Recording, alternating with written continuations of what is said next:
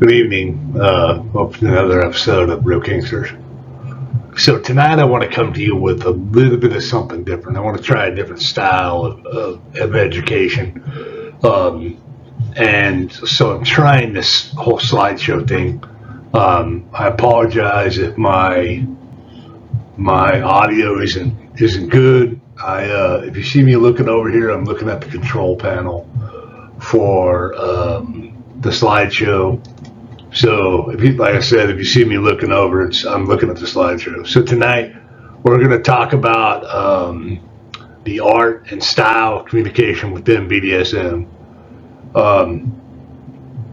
And I cannot stress to you enough how important communication is within this lifestyle, within life itself. Communication is so important. It is number two, right after consent.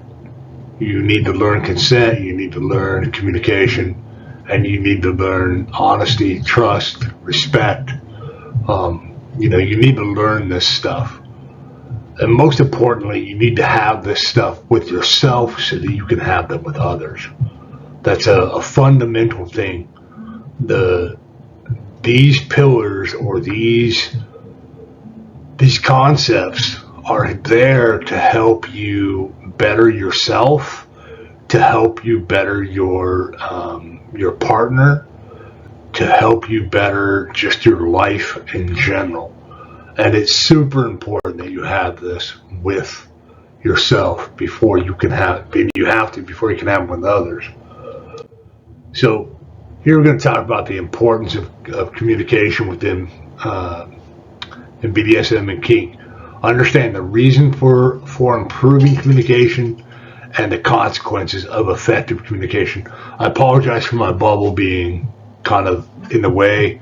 I don't remember how to shrink it. I haven't done a presentation like this in a decade or more.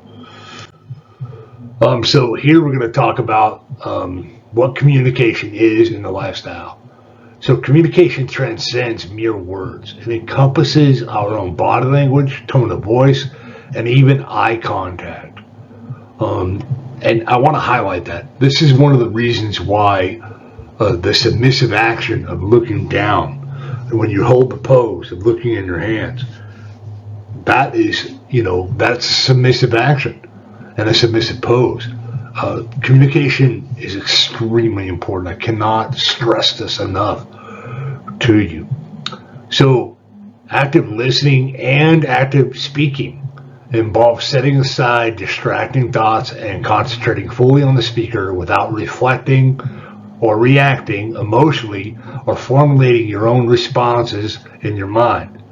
To practice, this practice shows respect for the perspectives and emotions and thoughts of others.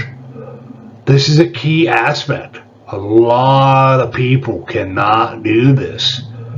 And as a practitioner in this lifestyle, it is extremely important. Imagine if you're in a scene and you're dominant or you're submissive, says, hey, that's enough. I'm at my limit, and start screaming the safe word. If you don't hear them, for whatever reason, you're gonna have a problem. So you have to have that self-awareness of your own abilities, and make sure that you are looking at your own strengths and weaknesses of communication. I know it's not on the slide, but look at that and see, where you need to improve and where you are weak at, and admit those faults to your partner if they come up. But so you have to actively listen, and active speaking is something similar, but it's more about body language and making sure that person understands you are speaking to them. Self-communication entails a genuine comprehension of the reasons behind your thoughts, feelings, and what triggers them. If you know why something triggers you, then you know to either avoid it or confront it. I recommend confronting it. Okay, but my recommendation for you could be wrong. So, you know, self-communication is also understanding why your body's feeling the way that it is, why your thoughts are doing what it is, what is the emotional core of what you're feeling. If my submissive tells me she no longer desires me, well, all of a sudden I have all kinds of emotions. My mind starts racing, my heart rate increases, my emotions probably shut my ears off. So now I'm not listening anymore. So how do I overcome that? Well, I overcome that by staying focused on and actively listening to what she's saying, so that I hear everything she's saying, not just pieces of it. It's important to articulate your thoughts and emotions before they escalate into a harmful situation for yourself and others. Let's go right back to that demonstration, to that example. I mean, if I did not actively listen to my submissive, maybe she was saying, I don't desire you in, impact play. And because I wasn't actively listening, I didn't hear impact play.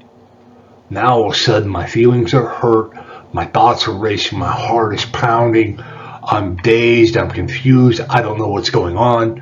And this is why it's super important to be able to tell other people what you're feeling, and what you're hearing. Confirm with them, in that situation. I would say, well, what I'm hearing you say is that you no longer desire me at all.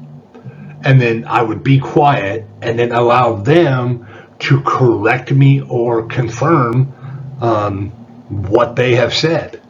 Repeating what somebody has said is always a good thing.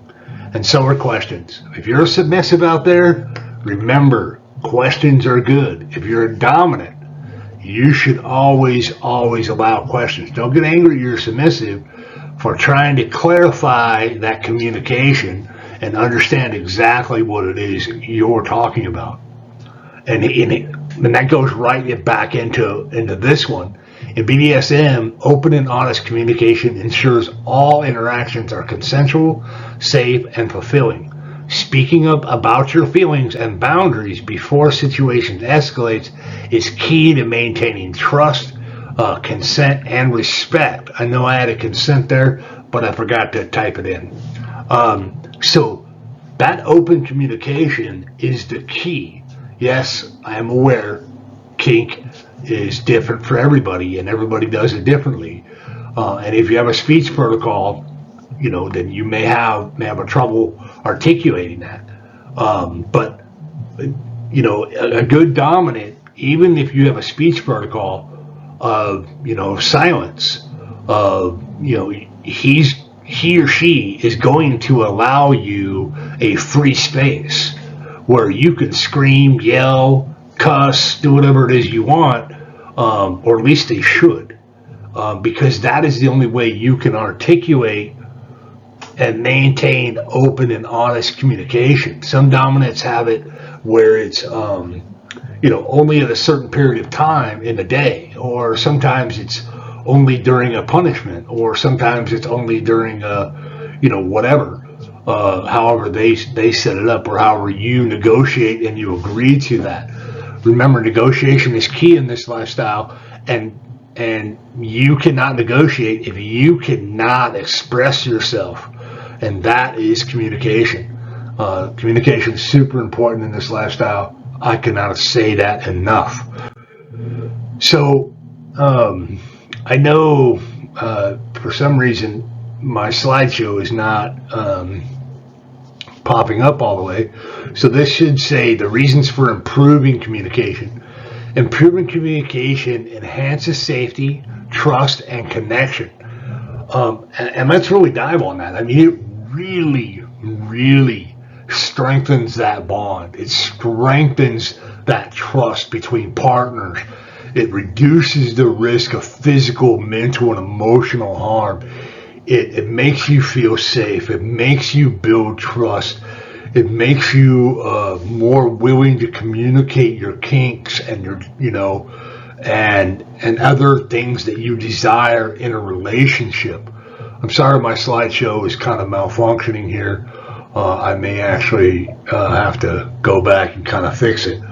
I have not done this in over a decade, so so far we're doing pretty good.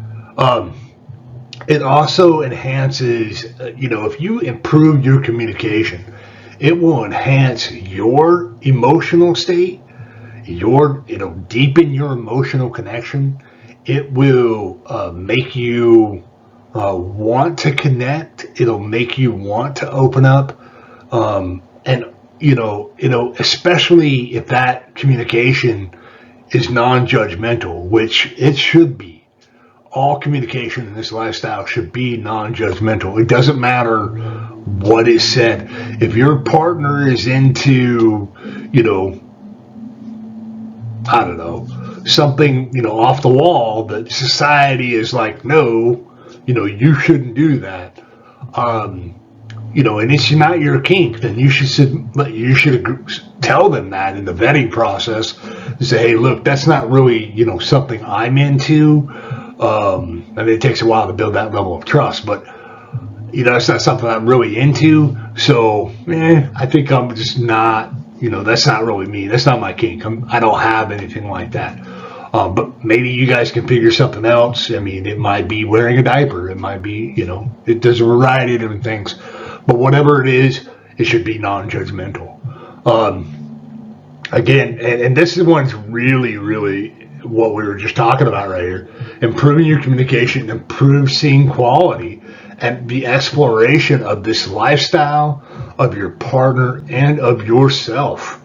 As I say time and time again, you must have the pillars with yourself before you can have them with anybody else. It also, this one, enhances emotional fulfillment and resilience. If you're somebody who gets your feelings hurt really bad by me saying boo, this will help you. Better communication will help you express your emotions, your thoughts, your feelings, and will help you understand what other people, and listen and speak about what other people are thinking, feeling, and desiring, and just their overall. Okay, reasons to improve communication. Now I understand. Got it. So now we're going to move on. The consequences of ineffective communication. And I have this kind of in a chain reaction. So when you have poor communication, it can have serious negative consequences. Not only during scenes within your dynamic or your relationships, but in life in general. Everybody says these things are for every relationship, and they're right. Trust, honesty, communication, respect, and consent are for all relationships, but they are way more important in a situation where your submissive is literally handing you their life, especially if you're into breath play, if you're into fire play, if you're into impact play, if you're into fear play. All of these things can have really serious, deadly consequences. So you have to be on top of this. So poor communication can lead to a breach of trust and damage relationships. And oh wow, yeah. So a good example of this. Let's go back to my previous example where my submissive says she no longer desires me in impact. She doesn't want to do impact anymore because I just do it wrong or I do it right, or where she just has an issue with it. So because my communication is poor, I'm not listening to her when she says this. I'm immediately getting defensive. Well, why don't you want me? Well, I don't want you. You're fat, ugly, stupid, So then I start calling names and I start, because I'm defensive. And that's how it can damage relationships. It can damage dynamics. It can damage all kinds of things. You really have to get communication under control. And this goes right in what I was just saying, where I can start calling names, I can start feeling neglected, I can feel rejected by her saying that she doesn't want me in impact anymore.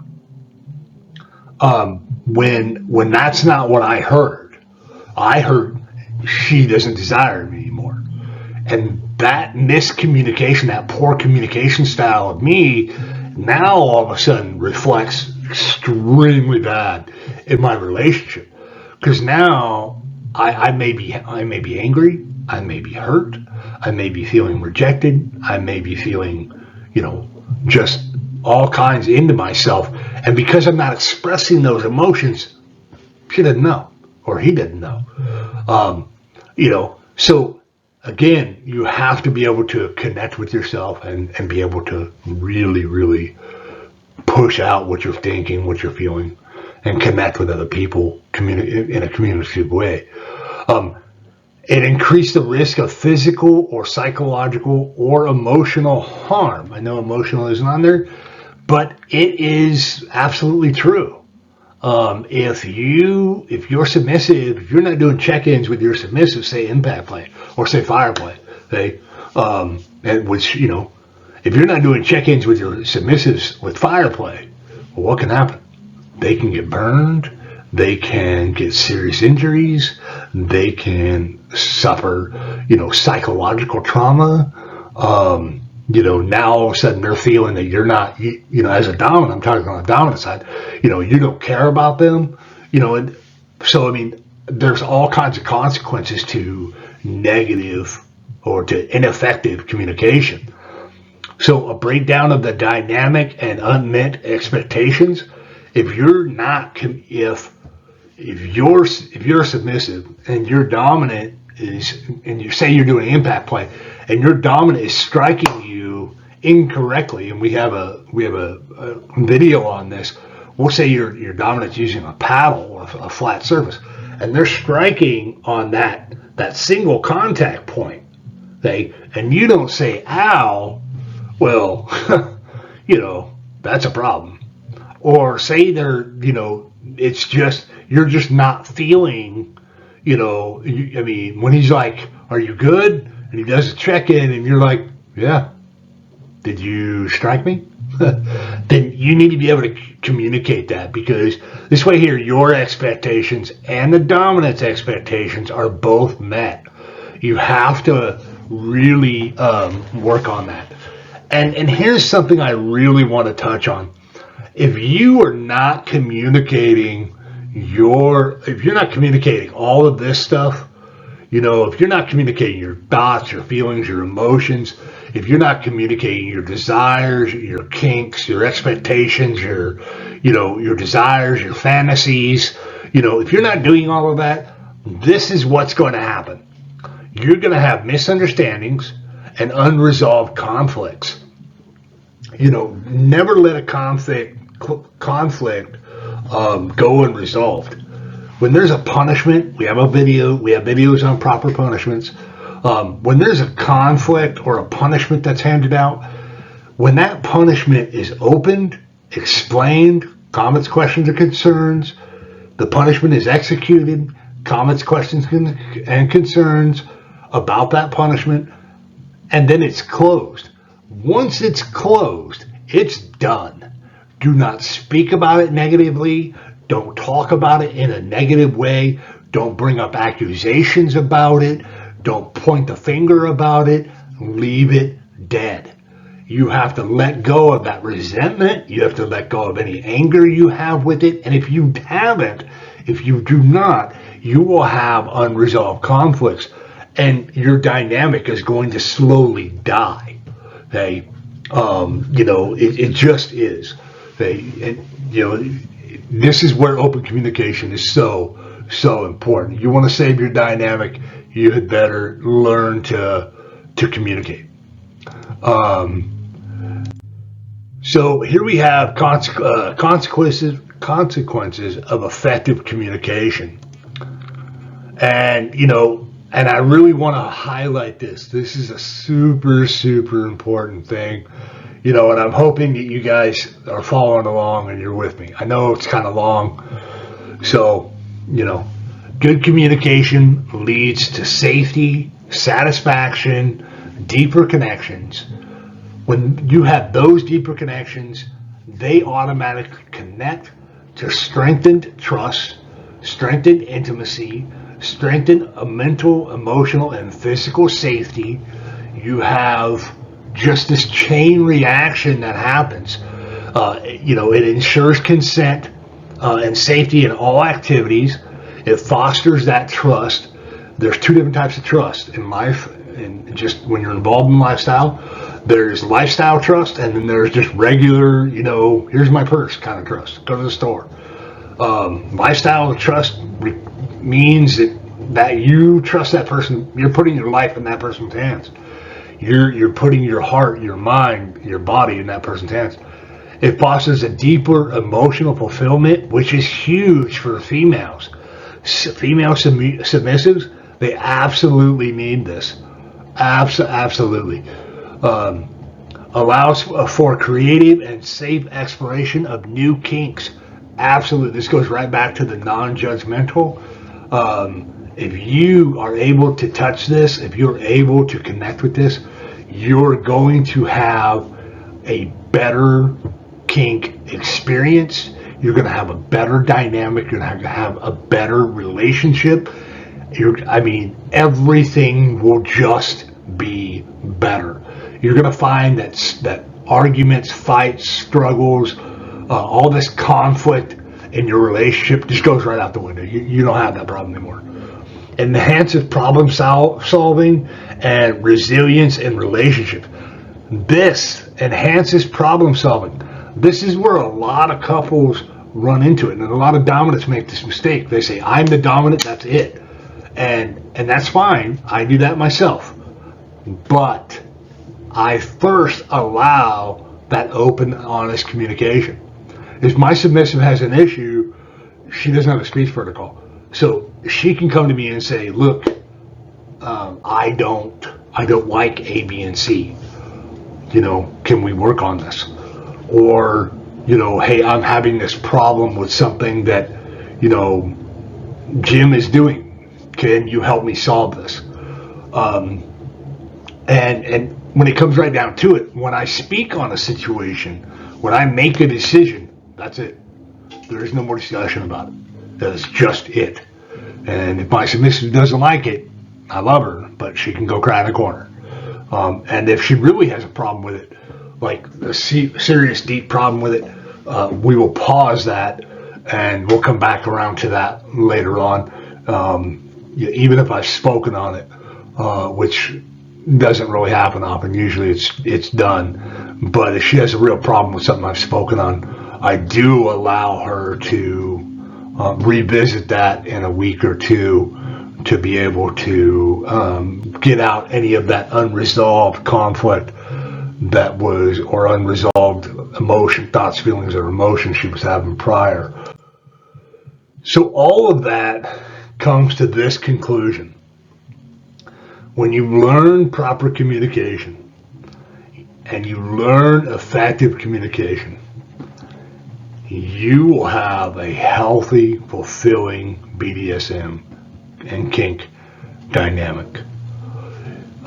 When you prioritize open and honest conversations without judgment, when you practice effective listening and self-awareness, you express your needs, limits, thoughts, feelings, and desires, it all results and builds up to building trust, consent, respect, communication, and you will find that your life is just so much easier inside and outside of your dynamic. I cannot stress communication to you enough. I know I've been kind of going on and on and on, but I usually go on and on and on. I'm kind of a windbag. I'm sorry. I apologize, but this is a huge topic, and it's super important. I've put out other videos on communication, and I really hope that this helps you kind of process this information more. Please leave me feedback about my videos. I'm trying to get better at it. I'm learning the platforms. My sub-wife is learning the platforms. And if you can't find us on one platform, we are on TikTok, Instagram, and YouTube, as well as our Facebook page. And if you want to join us on our Facebook page, please come join us. Answer our questions. Most of our platforms are named after us, which is BDSM Real Kingsters, except for Instagram. If you go and watch one of our other videos, you'll see the name. It's pretty consistent across the platforms. So that's about it. So as always, stay kinky, stay safe, and educate yourselves. Thank you. Have a good night.